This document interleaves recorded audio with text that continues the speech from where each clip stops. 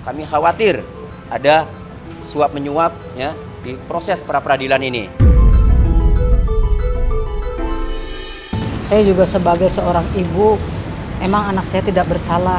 Anak saya tidak melakukan kejahatan apapun. Anak saya hanya hidupnya mencari uang kerja untuk menafkahi anak adik-adiknya. Orang lain kita jadikan tumbal. Apalagi ini anak seorang kuli bangunan yang tidak punya kekuatan apa-apa.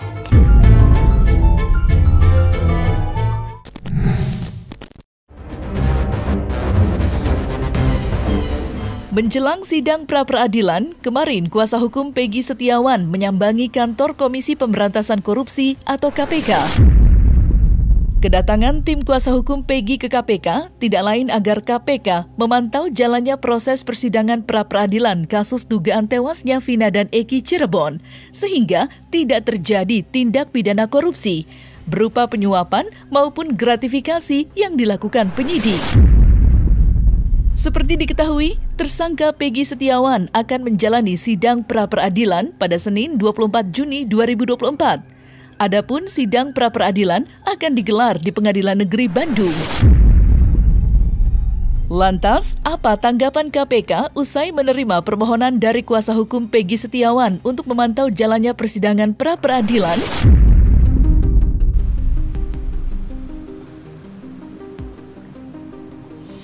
Kedatangan kami kemari ya, menyampaikan surat permohonan pengawasan dalam hal kewenangan KPK adalah pencegahan ya. Khawatir terjadinya suap dalam sidang pra-peradilan Peggy Setiawan.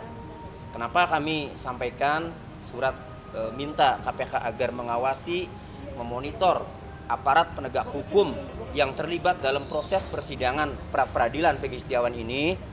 Karena kami, penasihat hukum Peggy Setiawan, sangat yakin bahwa Peggy Setiawan itu bukanlah pelakunya, tidak terlibat dalam peristiwa pembunuhan Eki dan Vina. Oleh karenanya, kami melihat kasus ini terkesan dipaksakan. Sehingga ketika kami gugat pra-peradilan, kami khawatir dengan alat bukti yang dimiliki yang menurut kami sangat minim, kami khawatir hakim menolak ya klien kami pra-peradilannya atau pra-peradilan dari kami khawatir ya sehingga kalau hakim menolak dengan alat bukti yang minim seolah-olah penetapan tersangka itu sah, maka kami khawatir ada suap menyuap ya di proses pra-peradilan ini. Tanggapan dari petugas tetap betul menanyakan dugaan, potensinya, indikasinya. Nah, nanti akan kami update. Jadi kami bersurat ini baru mencegah agar tidak terjadi tindak pidana suap menyuap ya. Tetapi ya kami juga punya alasan-alasan. Nanti akan kami update ya ke petugas mengenai yang lebih mendalam apa sih sehingga kami meminta agar KPK ini mengawasi ya. Itu. Jadi untuk sementara ya memang kami minta agar mengawasi, mencegah aparat penegak hukum yang terlibat dalam proses peradilan ini. Siapa saja sih aparat hukum yang terlibat dalam proses peradilan ini? Termohon tentu. Termohon itu adalah mulai dari Bapak Kapolda, CQ, Direktur Reserse Umum Kriminal, Direktur Reserse Kriminal Umum Polda Jawa Barat, sampai penyidiknya kan. Kemudian di Pengadilan Negeri Bandung, ya mulai dari Ketua Pengadilan sampai hakim yang menangani. Urusan pra-peradilan apa hubungannya dengan KPK? Gitu loh.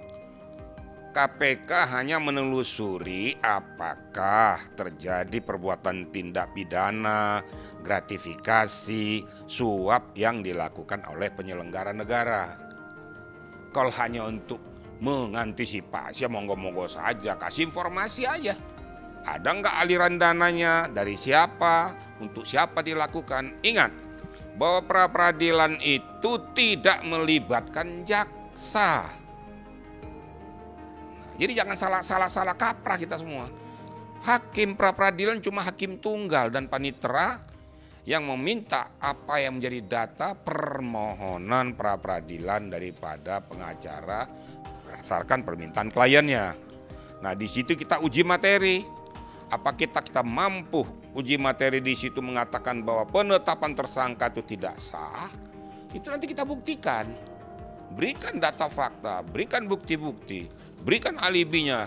Kemudian nanti hakim akan melihat, ya. Nanti pada petitum yang dimunculkan apakah diterima atau tidak. Kalau tidak diterima, mungkin menganulir penetapan tersangka. Tapi kalau hanya tidak, ya tetap berlanjut. Kriteria proses hukum itu berjalan sebagaimana yang diatur oleh undang-undang, yang diatur oleh KUHAP. Nah, saya juga memohon kepada pengacara kita nggak usah berasumsi lah. Selalu berasumsi. Kasus Peggy Setiawan ini sudah menjadi perhatian publik. Sampai Bapak Kapolri ngomong, buka seterang-terangnya, setuntas-tuntasnya. Kalau itu tidak diimplementasikan, ya, karena gelar perkara khusus ditolak, kan sama saja Pak Kapolri juga menentang instruksi Bapak Presiden. Sementara Ibunda Peggy Setiawan, Kartini, tak kuasa menahan tangis melihat anaknya harus menanggung perbuatan yang menurutnya tidak pernah dilakukan. Baginya, penangkapan Peggy Setiawan begitu tragis, mengingat Peggy anak yang baik dan bekerja keras untuk meringankan beban ekonomi keluarga. Bagaimana bisa seorang pekerja kuli bangunan yang sudah miskin sejak kandungan, yang setiap harinya bergumul dengan batu bata dan mengaduk semen di bawah terik matahari, tiba-tiba dituduh sebagai biang kerok atas tewasnya sejoli Vina dan Eki? Lantas, apa kata keluarga dan kuasa hukum Peggy Setiawan mendengar penyidik sudah melimpahkan berkas perkara ke Kejaksaan Tinggi? Saya juga sebagai seorang ibu, emang anak saya tidak bersalah, anak saya tidak melakukan kejahatan apapun. Anak saya hanya hidupnya mencari uang kerja untuk menafkahi anak adik-adiknya. Orang lain kita jadikan tumbal, apalagi ini anak seorang kuli bangunan yang tidak punya kekuatan apa-apa. Karena kami menilai alat bukti yang dimiliki penyidik itu minim, ya. Karena tadi kami jelaskan orangnya saja berbeda kan. Kalau bola panas itu mau dilempar ke kejaksaan dan jaksa mau menerima, ya silakan bola panasnya di kejaksaan. Secara normatif ada waktu 14 hari, ya. Jaksa penuntut umum atau penuntut umum pada Kejaksaan Tinggi Jawa Barat itu untuk meneliti berkas perkara, mempelajari apakah dinyatakan lengkap atau tidak. Lengkap bisa tidak untuk diajukan ke penuntutan ke persidangan. Kalau memang, ya, dengan kondisi seperti ini, kalau memang tidak bisa, belum bisa, alat buktinya kurang, ya pasti dikembalikan lagi oleh jaksa kepada penyidik. Asal tidak ada tujuan saling menghormati untuk melancarkan supaya menggugurkan pra-peradilan. Karena biasanya, ya, kalau kita lagi ngajukan pra-peradilan, kemudian penyidik langsung cepat, jaksanya langsung menerima, itu strategi supaya cepat perkaranya cepat sidang, kemudian pra-peradilannya itu gugur. Itu udah biasa. Tapi kami tetap berjuang.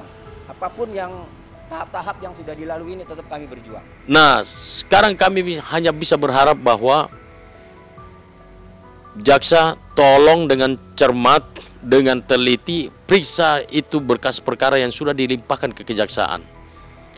Jangan sampai pra-peradilan sementara mau berjalan, tiba-tiba sudah P21 untuk membatalkan pra-peradilan kami.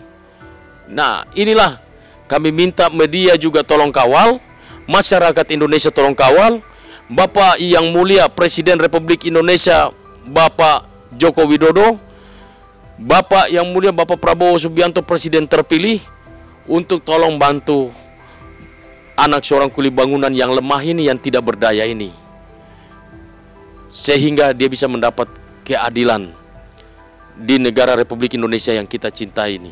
Di sini kan kita bisa lihat, masyarakat juga bisa menilai, kenapa sih polisi harus takut.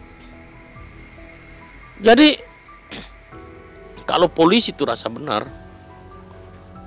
jangan buru-buru naikkan perkara ini, biar aja tunggu dulu ada putusan dari pra-peradilan ini, baru limpahkan ke kejaksaan. Karena kita sudah daftar prapit. Kalau polisi memang betul-betul merasa tidak bersalah, nggak usah dilimpahkan. Nah, ya, kami berharap supaya jaksa, karena kami tim kami juga sudah menghadap Kejaksaan Agung juga. Dan kita minta supaya mereka betul-betul memeriksa berkas perkara yang nanti dilimpahkan ini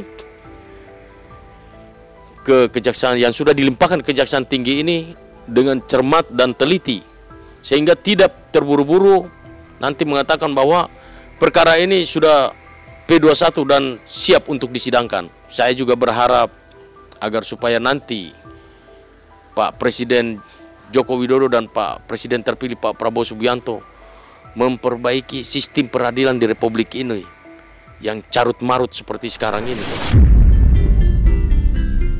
Berbagai jalan sepertinya akan ditempuh tim kuasa hukum Peggy Setiawan untuk memenangkan sidang pra-peradilan yang sebentar lagi akan digelar. Rombongan keluarga dan tim kuasa hukum Peggy selain menyambangi KPK juga mendatangi Mahkamah Agung dengan tujuan sama, mengawasi jalannya persidangan pra-peradilan yang rencananya akan digelar secara maraton. Pihak Peggy Setiawan berharap Mahkamah Agung dapat mengawasi para hakim yang bertugas menangani persidangan pra-peradilan, sehingga keputusan yang diambil objektif tanpa ada tekanan maupun pesanan. Datang ke Mahkamah Agung ya, karena di Mahkamah Agung itu ada fungsi ya Badan Pengawasan Hakim. Oleh karenanya ya, kami meminta kepada Mahkamah Agung untuk mengawasi ya jalannya persidangan. Nah, kenapa kami minta minta Bawas Mahkamah Agung untuk mengawasi jalannya persidangan pra-peradilan Peggy Setiawan, agar sidang pra-peradilan ini berjalan fair, objektif, dan menghasilkan putusan yang adil sesuai dengan fakta-fakta persidangan. Kenapa kami minta agar fair? Karena kami meyakini ya Bu, bahwa alat bukti yang dimiliki oleh penyidik ya terhadap Peggy Setiawan yang dituduh atau diduga sebagai tersangka pelaku pembunuhan Vina Eki itu minim ya, tidak ada. Nah, karena pelakunya dalam putusan pengadilan ya atas nama 8 terdakwa dulu tahun 2017 itu Peggy alias Perong, bukan Peggy Setiawan. Sehingga ya kami meyakini bahwa alat bukti yang dimiliki penyidik ini ya tidak ada jauh ya kalau untuk Peggy Setiawan. Kalau Peggy alias Perong silakan kan. Nah, oleh karenanya karena kami punya keyakinan bahwa gugatan pra-peradilan ini mudah-mudahan insya Allah dikabulkan, kami ingin agar hakim atau Mahkamah Agung, Badan Pengawasan Mahkamah Agung ini agar mengawasi proses jalannya persidangan pra-peradilan Peggy Setiawan ini. Jadi kalau diawasi itu kan mending ya, yang mau belok jadi lurus kan itu. Yang mau tidak adil kalau diawasi kan, selain oleh media ya, oleh masyarakat, juga kalau yang berwenangnya dari Bawas Mahkamah Agung mengawasi kan mending kita masih ada harapan ya Bu ya. Betul. Itu ya sangat positif karena menjadi kewenangan Mahkamah Agung untuk mengawasi pengadilan-pengadilan atau jalannya persidangan apabila ada permintaan atau ada pengaduan kan, itu memang sudah menjadi tugasnya Mahkamah Agung melalui badan pengawasannya.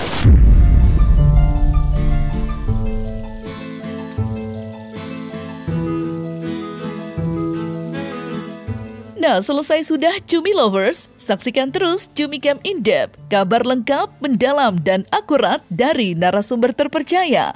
Dan jangan lupa untuk like, subscribe, dan juga share channel YouTube Cumi Cumi.